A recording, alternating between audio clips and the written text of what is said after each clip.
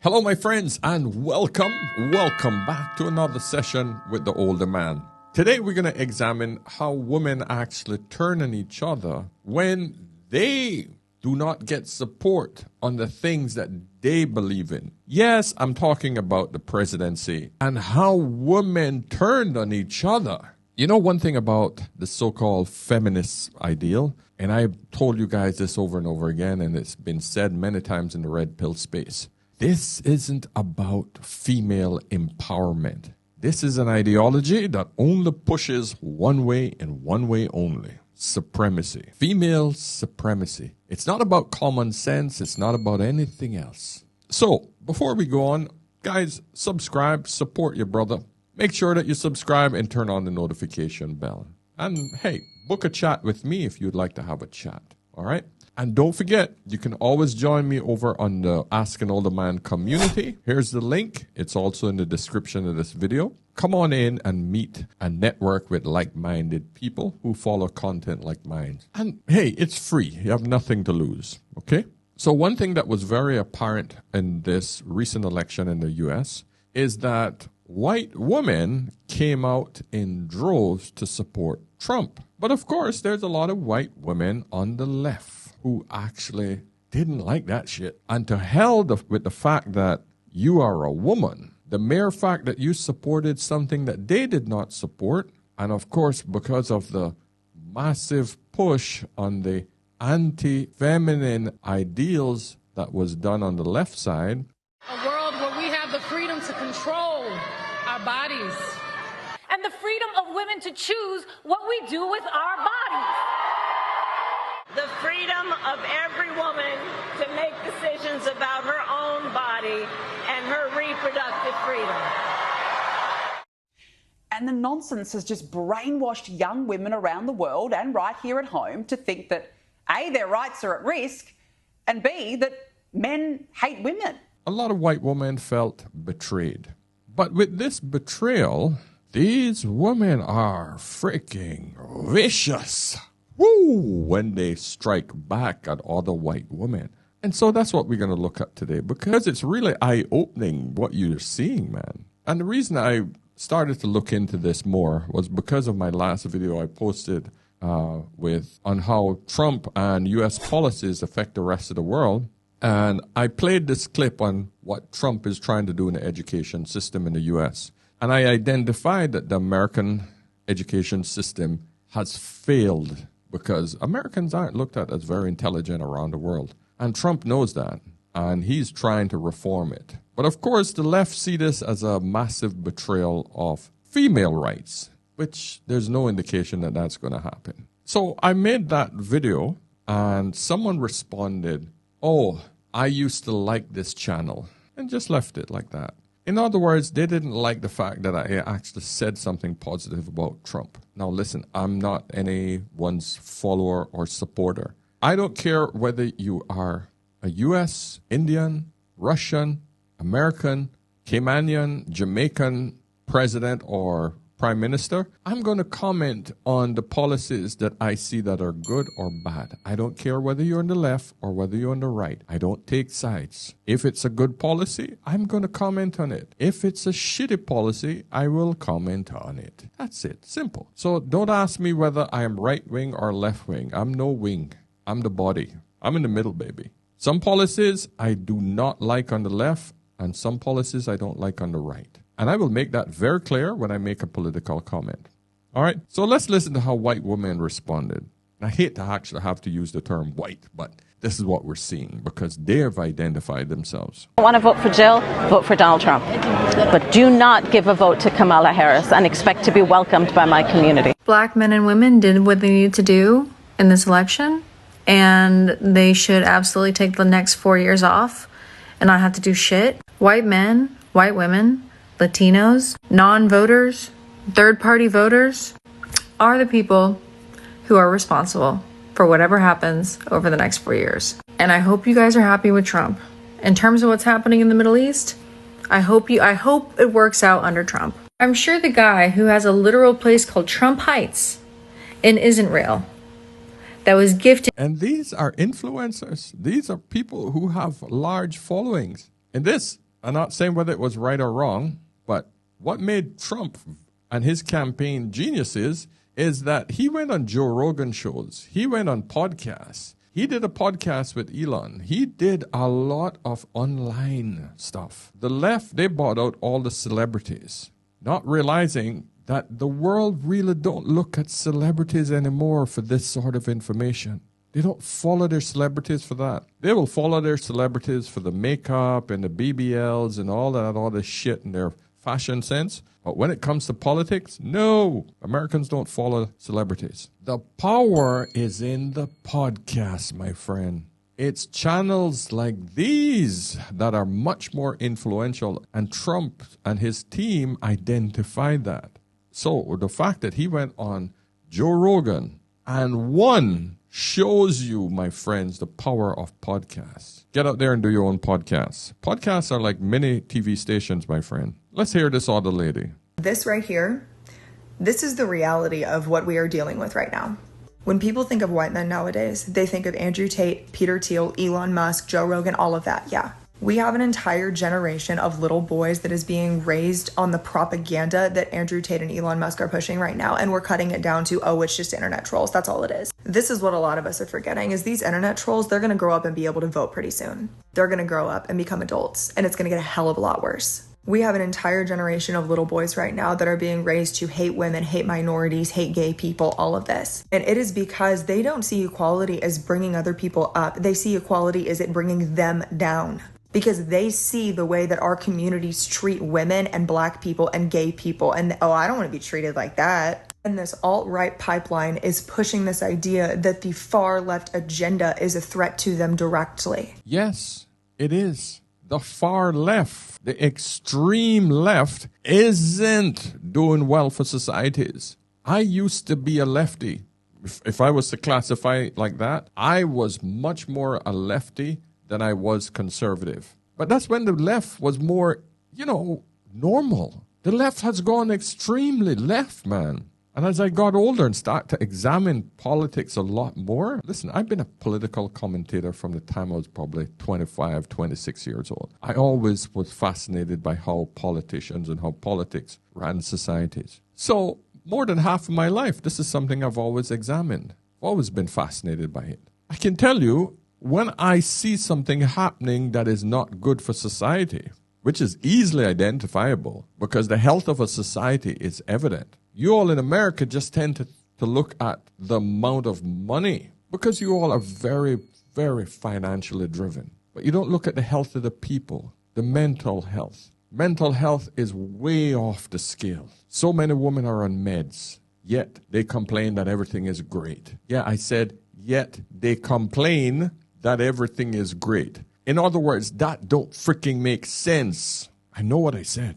Everything is supposed to be great. Better society when marriages and families are down. The worst it's ever been. Relationships are in the shithole. Women are more unhappy about their jobs. Men are unaliving themselves at a much larger rate. Drugs, alcohol, and sex is pervasive around the liberal world that we currently have. More women have more body counts than most prostitutes on a good freaking 5 years. And they can't hold on a relationship. That's the left agenda. Now you tell me how that's good for society. Just because we want to make an attempt to bring up other demographics to that level. A lot of us went into the voting booth and might have pressed Kamala Harris's name, and then we came home and raised a red-pilled son. And you guys think it's just internet trolls? This is a problem. They created a propaganda machine and targeted our young men specifically, and it worked, and we're not doing anything about it. A lot of us are still going on dates with these men and cutting it down to, oh, it's just a difference of opinion. The women that were on the Zoom call for Kamala need to go check on their little boys right now. We are raising the oppressors. We're going on dates with the oppressors. Oh, it's just a difference of opinion. No, it's not. Because this is our reality right now. And you can sit here and go, oh, it's a joke, it's a joke, it's a joke. Little boys are seeing this right now and seeing us cut it down as, oh, it's a joke, and then going and listening to Andrew Tate talk about how it's not a joke. They idolize people like that. They praise them. And we don't see a problem with that. Listen, man, this idea that you are raising red pill sons is a damn good thing. If you understood what red pill meant, then you would understand why it's a better son to have who's red pill than one who's blue pill. Because your blue pill son will suffer under the current way women look at marriages and relationships. There's no doubt about it. None. A blue pill man, or a blue pill son as you put it, will be dragged in a modern society through the mud by these women. Blue pill can only work in a society where women are conservative. Let that sink in.